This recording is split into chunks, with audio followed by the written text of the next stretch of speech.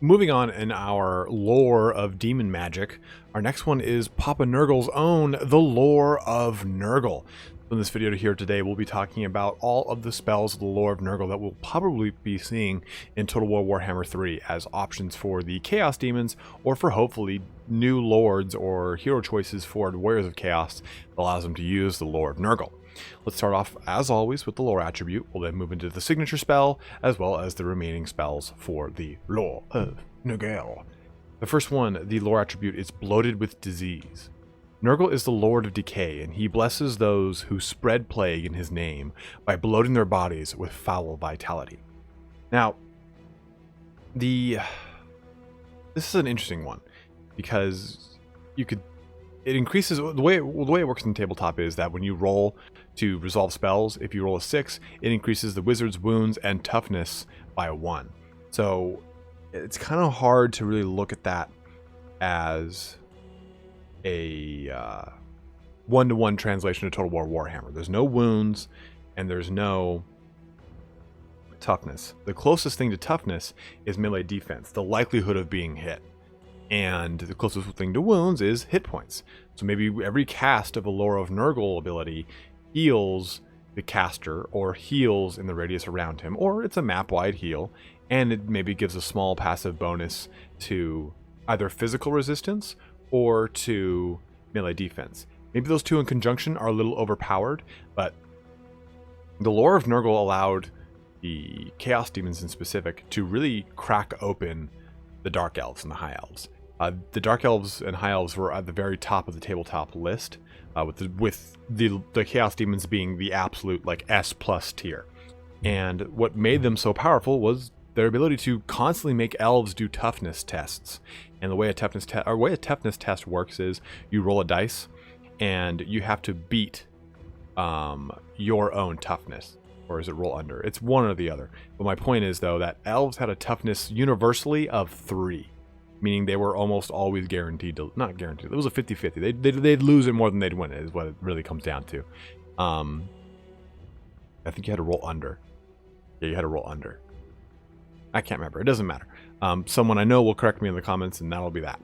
But higher toughness units, like the Chaos Demons, which had 5 or 6, would almost never fail their toughness tests. So you could really get away with using abilities that would cause toughness damage to a wide circle of units, and that wouldn't really affect your units because they have really high-ass toughness. And that's the lore of Nurgle. Nurgle of himself. He gives toughness, Khorne gives strength, Tzeentch gives abilities to cast spells, and Slaanesh gives initiative, that quick of speed in hand.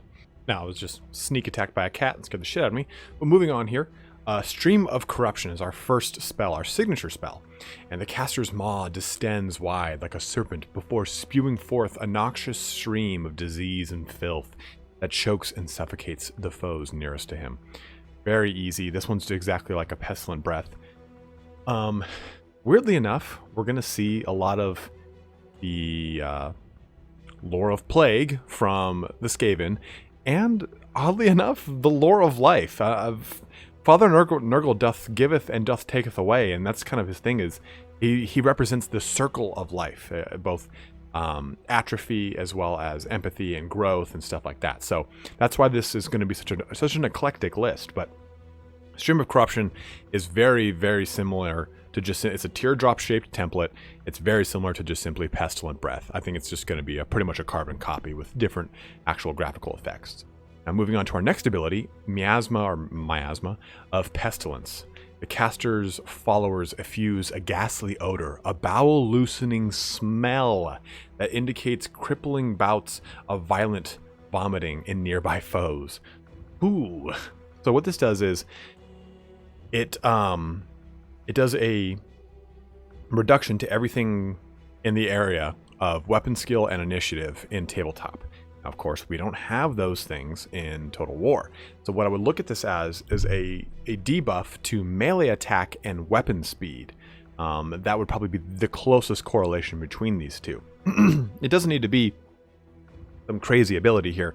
It's the very It's the very first actual ability that's not a signature spell, and actually you can cast a spell easier than you can a signature spell in tabletop. So I think just a nice reduction to melee attack and to weapon speed. Very easy. Kind of get that one out of the way. Into now, Blades of Putrefaction. The wizard blesses weapons to ooze with the choicest of Nurgle's foul contagions. Again, a very similar one.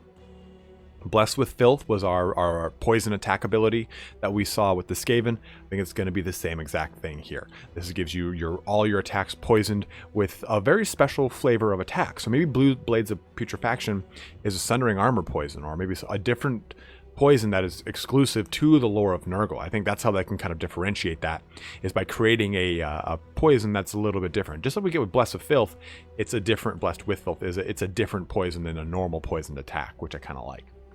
Now, moving on, and I don't mean to move so quickly through this one. It's just this one's not as, it doesn't require as much in-depth talk as the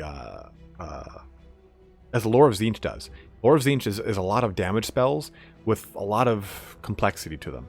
The lore of Nurgle is very simple, with a lot of familiarities to other lores. So our next one here is Curse of the Leper, and this one's kind of cool. As the caster speaks, his followers are blessed with virulent resilience, whilst his enemies watch in horror as their limbs wither and drop off. And this increases the toughness of all the units that are affixed by this ability, or all the friendly units. All the enemy units get a reduction in their toughness. So here's how I'd love for this to work. Is if it's a cast, you cast a little circle and you drop it on the ground in the battlefield, and any unit within it that is your unit gets a bonus to their melee defense. Any enemy unit gets a penalty to their melee defense. That I think would be pretty cool, and not something we see very common in the lores of Magic, in tabletop and in Total War Warhammer. And I think that'll be a really cool translation into this, because I mean, toughness is again the closest thing I can think of in Total War Warhammer. Total War Warhammer's toughness is probably a combination of melee defense and HP put together. Probably the closest way to kind of get there, some sort of like equivocal value. But that's the way I would definitely see Curse of the Leper moving. And especially if you're using Curse of the Leper and Bloated with Diseases kicking off for you, you're already healing units and or increasing their melee defense depending on how they want that lore attribute to work. So I think that it's really cool that plays hand in hand. And it's going to play hand in hand very well to our, not our next spell, but the one after that. So our next one here is Rancid Visitations, which sounds like a very weird smut novel. But as the wizard reaches out, his enemies are seized by a terrible affliction that blackens their flesh and rots their organs to mulch. So basically this is just simply a high damage ability. It does a toughness test. It is again based off of a thing that we don't have.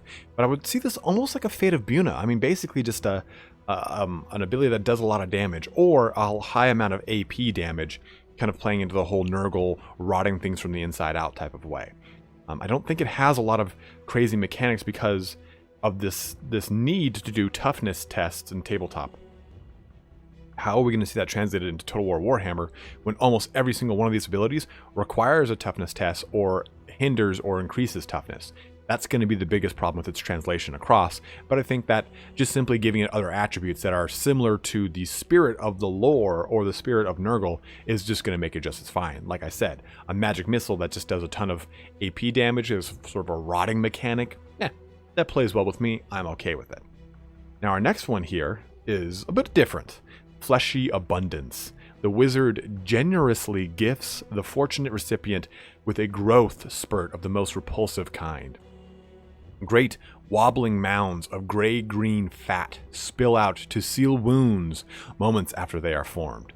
And this grants regeneration, so really this is basically just like Earthblood, which is kind of weird, right? Like you have this, like I said, Father Nurgle, and you don't expect this kind of stuff, but I look at this as either a regrowth, which is more in line with its spell cost, which is this is the second to last ability in the spell list, so it takes a little bit more to cast this.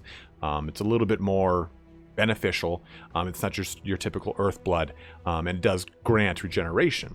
So I think this is more in line with regrowth than it is with Earthblood. And again, it's just a simple heal spell It doesn't need to be over the top here or complex. I think just making a direct conversion to what we already see and putting it into the game kind of works very well here.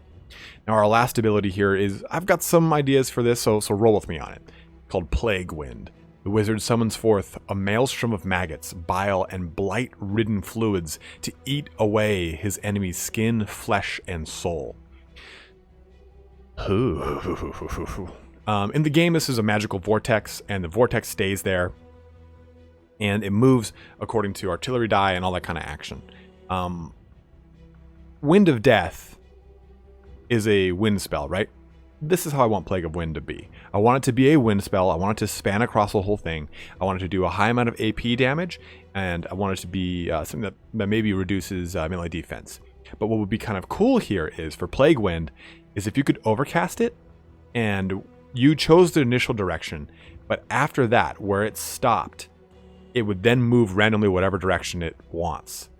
Which I think is a really cool way to put some, chaotic, random elements into Plague Wind, which it's supposed to have as part of its tabletop rules, but in a great way to kind of add that spice that still keeps it true to something that is in Total War Warhammer. We haven't seen a wind spell that does that, and I think it'd be a really cool mechanic, because what if it just goes, forward and back, just real quick? Like, holy crap, that would do a ton of damage. But what if it goes forward, then back towards you or your line, or harmlessly off into the trees? You basically just wasted an overcast there. But that's what I think would be kind of fun here, is if it did add the randomness of the Vortex ability that is inherent in the tabletop that does not make it into Total War Warhammer, but keeping true to that overall chaos fashion of things being destructive and random. But that sums up our lore of Nurgle here today, guys. Hopefully you enjoyed this little quick video on the one of the lore of Demon Magics. We have our last one, Lore of Slaanesh, here coming out soon. We'll talk a little bit about how that factors into things. Lore of Nurgle, again, was a very strong lore. It was used very, very well because, again, it challenged one of the top tier, or two of the top tier, or three of the top tier factions. What else aren't top tier, but still. By doing a lot of toughness tests. You would also be able to challenge a lot into Empire because they weren't the highest toughness. And you have this really strong lore coupled with the abilities of Chaos Demons as a whole to really break the back of a lot of armies. So, hope you enjoyed this here today. Have a good one, guys, as always. Thanks for watching. Don't forget to comment, like, subscribe, all that kind of action. But have a good one, and take care.